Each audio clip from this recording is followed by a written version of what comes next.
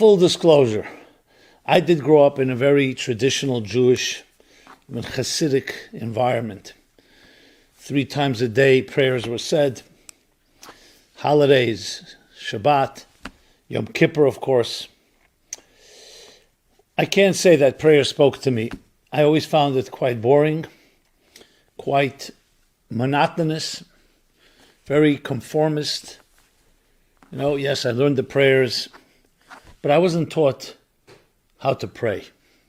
So, as many of us, we either did it by obligation or guilt, or just dropped the whole thing. A lot of things we do maybe to make somebody else happy.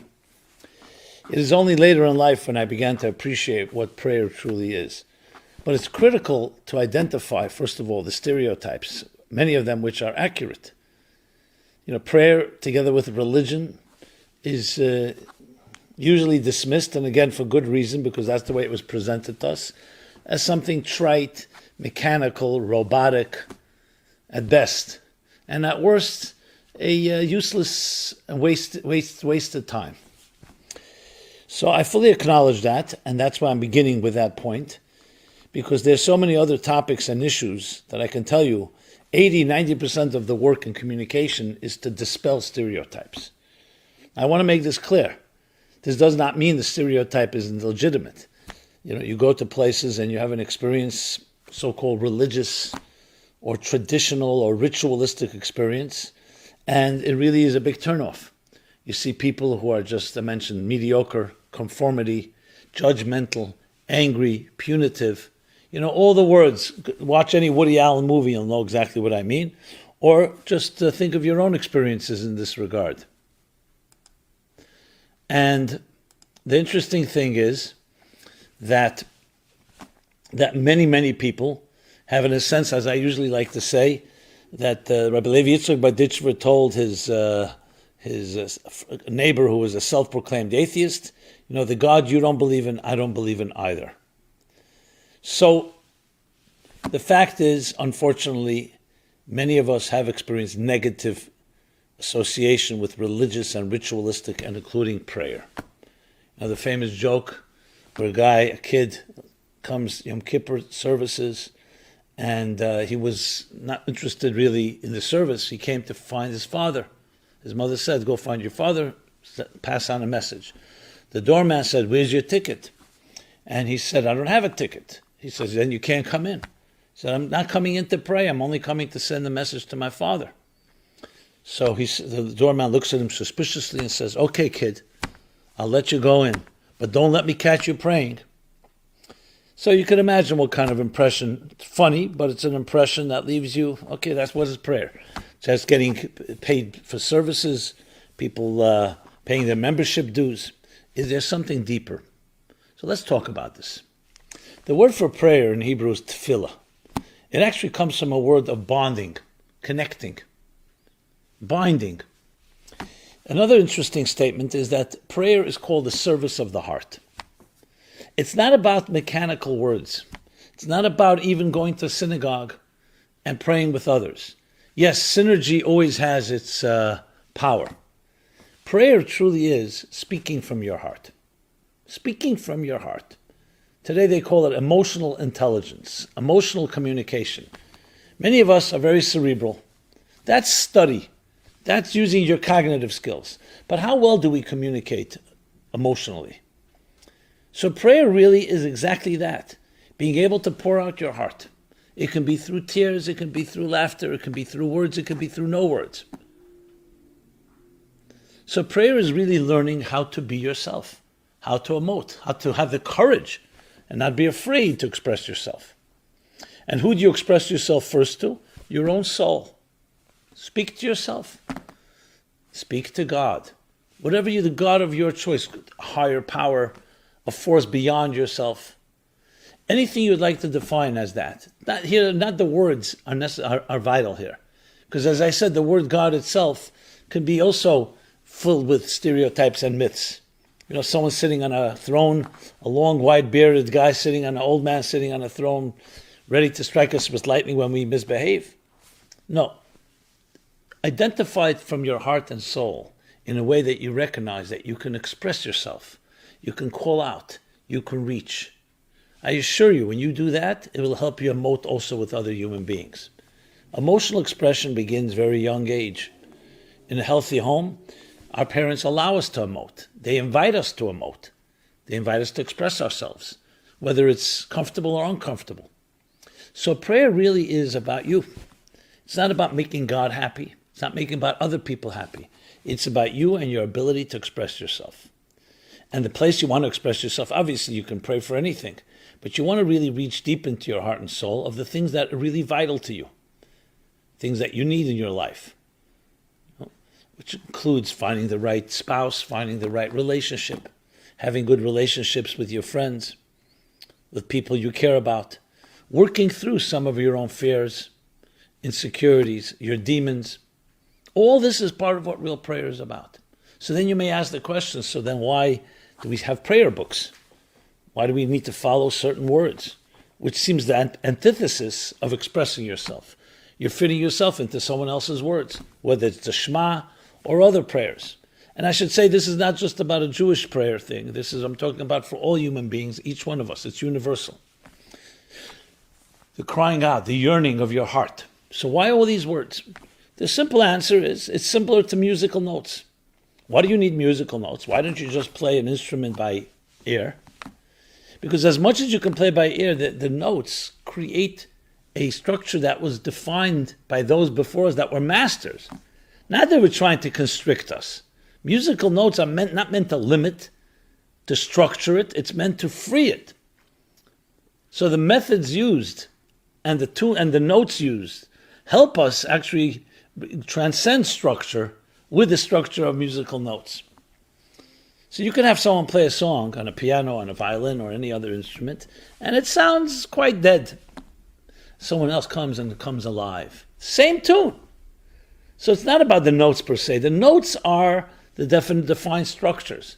It's what heart and soul you invest in it. So we're told that when King David, who was the author of the book of Psalms, a book full of prayers, crying out in his anguish, in his joy, in his pains, in his afflictions, he asked God, he said, may it be your will that the words I used to call out to you, the words I used to soothe myself, to calm, to bring a deeper element of true, higher truth, a higher reality, and a higher consciousness in my life, may these words become the words that people will use through generations. And God granted his request and said, your words will become words that all can use. The words are not meant for us to fit into the words. The words are just simply a master poet's attempt to give us some language that may be helpful to us. The goal here, however, is you should call it with your voice, with your sound. If you need your own words, use your own words. But if you do learn the musical notes, it'll help you. It could make the job easier, so to speak, easier to express. It's like learning language. The language is not meant to limit you. The language is meant to be a tool for you to express yourself better. So in that sense, prayer is really a very personal journey, a very personal experience. In some of the books it says, some of the mystical works, it tells us that when Jacob dreamt the famous ladder, Jacob's ladder, the ladder had 4 rungs because prayer consists of 4 stages. And prayer is like a ladder that stands on earth, but the top of the ladder reaches into the heavens. We all are always looking to seek, to look and search, to go to the heaven itself, to bridge and marry heaven and earth. So we search for our ladders. Our ladders are our ways to transcend, to get out of the monotony and the rut of the vicissitudes, of our routines, of our structures. So we have a ladder. What are the 4 steps? The 4 steps actually allow us to go from a more mundane state to a more sublime state. And each of us may have different ways we travel this 4 steps, and the 4 steps themselves may be different. But briefly, step number 1 is recognizing that you are not alone, that there's something out there, there's something greater than you. It's looking at the ladder, looking up, and beginning to recognize, I woke up in the morning, it's not all about life on this earth. There's a deeper spiritual state of consciousness, and you begin that journey.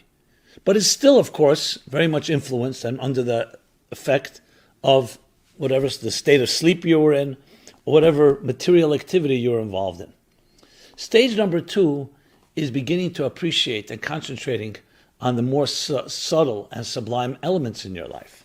Thinking about your soul, thinking about love, thinking about gratitude, and other elements that help you put yourself in a state of a higher state of consciousness, which is not quite like the first step. The first step is essentially like the first steps right after you wake up. You're just refreshing yourself.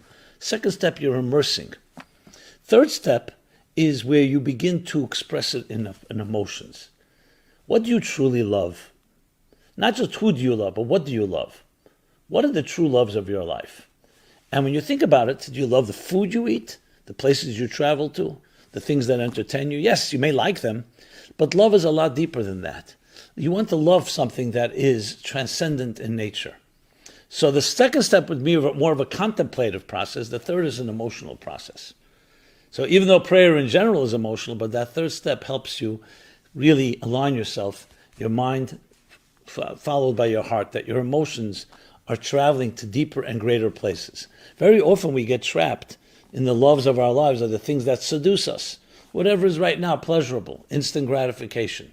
This third step helps you align and say, let me be emote, let me feel things that are not necessarily that which is the immediate or gives me that sugar high, but something longer term. And what's the fourth step? The fourth step is considered to be complete absorption. That if you go through the first steps properly, now you're in the zone, as they say. Yourself is absorbed and dissolves into a higher state. It's like when you're standing in awe of something beautiful. So initially you say, oh, this is awesome. You may even document it. You share your commentary.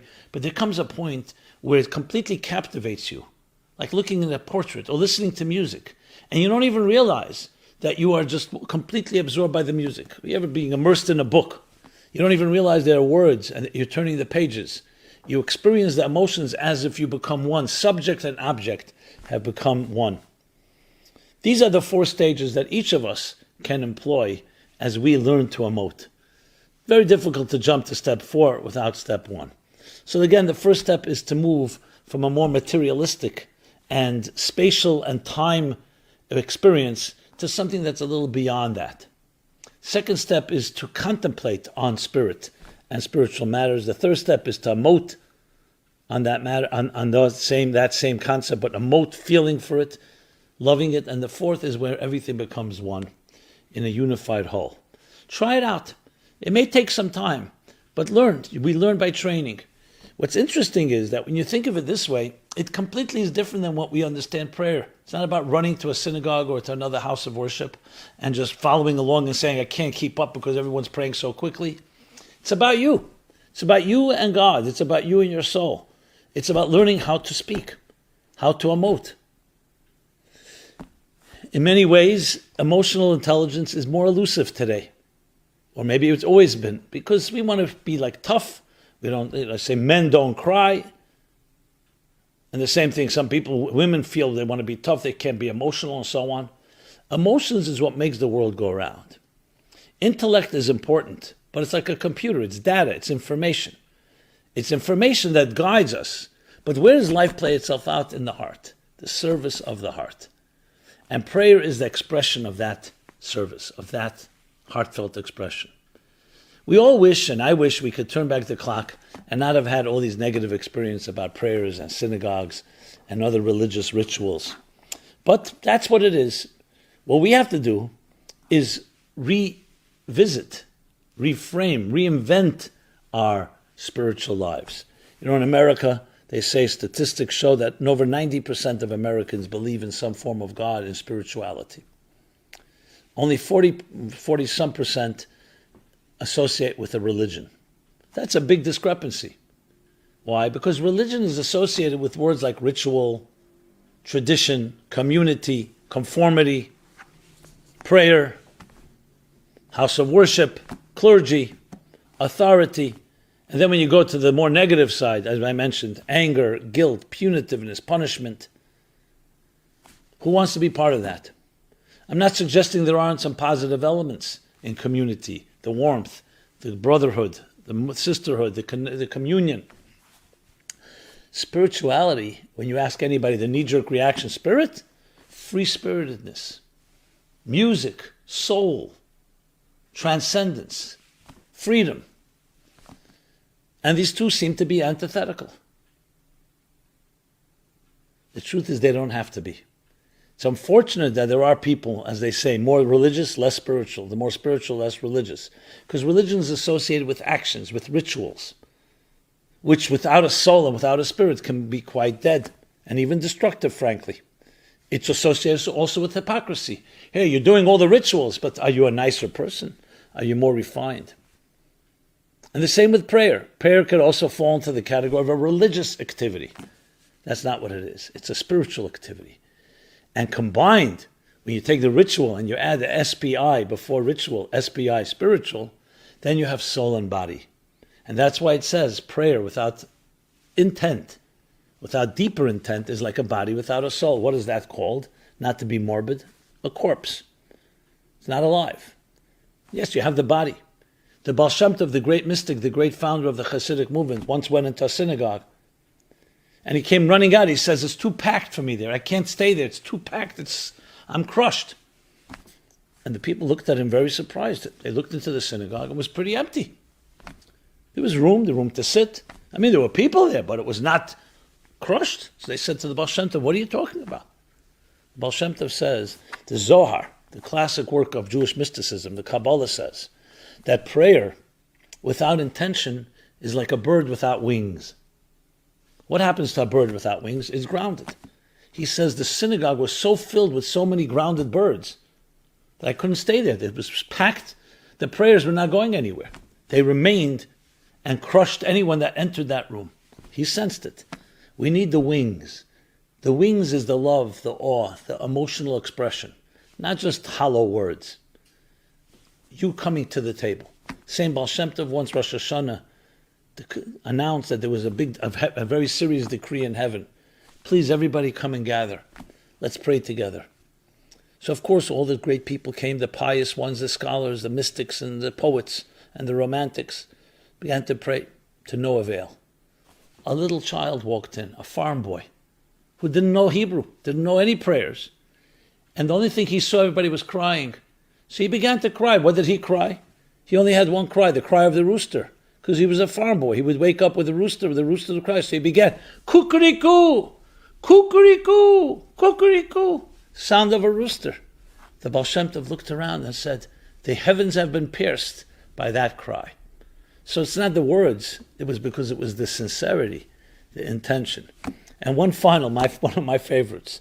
The same Baal Shem Tov was once needed to go pray for a woman who had a child that was unfortunately very sick. The doctors had given up.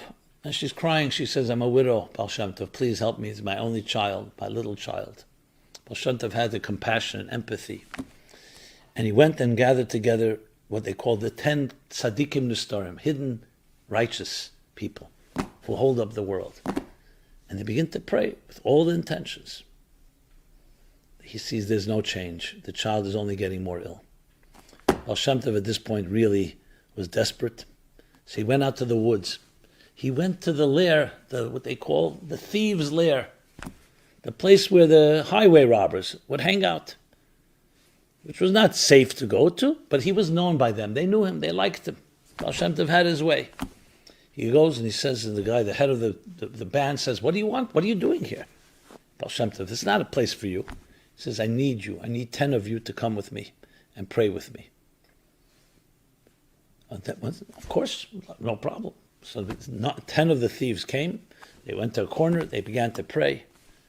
And you know what? The gates of heaven opened up. The child was healed miraculously. So afterwards, they asked the Baal Shem Tov, all the pious people in town and around you could not accomplish what 10 thieves? So the Baal Shem Tov says, yes. I saw the gates in heaven were locked, and I needed someone to break in. So who do you go to? Thieves.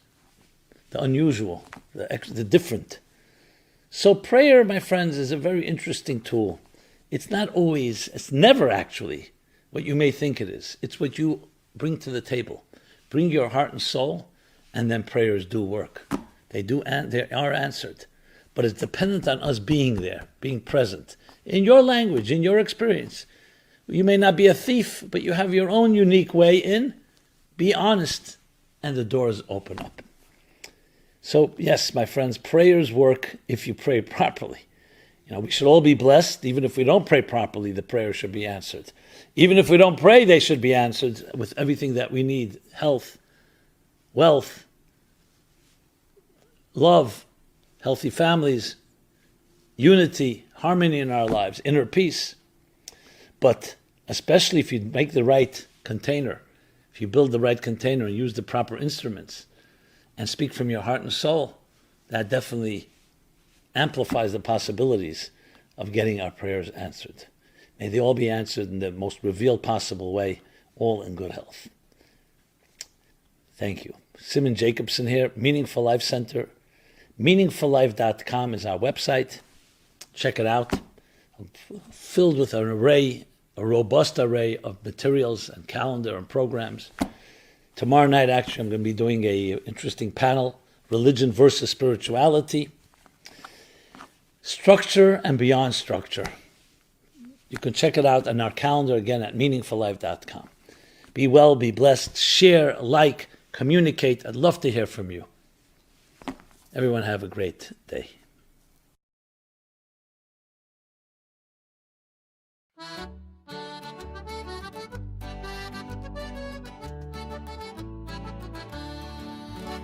Scattamo stanotti, viri come balla, sutta e fanali chi si scidica. Ballamo stanotti, salta come un'anna, chi pettini di luna in sciolla. Gira musica, gira e non si ferma, come una galla do vento aitta. Attira con narina, tamburello e abbacia come sua figliola. Scattano stanotti, viri come balla, sutta e fanali chi si scidica.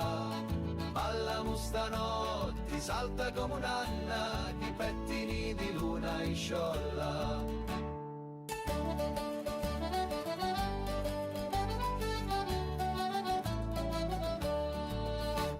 Sinni e tunu, i voti si danno, tuna poco gli beputia. Sinda affettunu, i cappotti russi e si ricordano da notti buona. Scattamo stanotti, vini come balla, sutta e fanali chi si scidica. Ballamo stanotti, salta come un'anna, chi pettini di luna in sciolla.